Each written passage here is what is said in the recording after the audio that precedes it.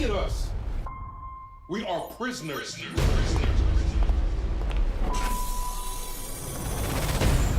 I wanted to let you know that your parents will not be returning home tonight.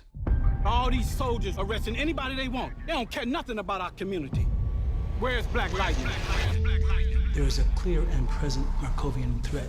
Consider this protective custody for your good and the greater good of the country. This country is on the brink of war. All we got is us. It's way too dangerous.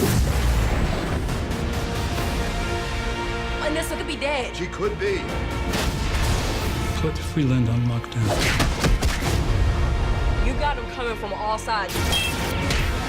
We'll be home soon, okay? People are saying Black Lightning's dead. Feels like he is. The truth is so rare and so dangerous. How much worse does it have to get, Lynn? I'm gonna get out of here. Then I'm gonna kill you with everything you care about. My patience is running thin. You don't want to see me when I lose my patience. I'd like to see that, just not now.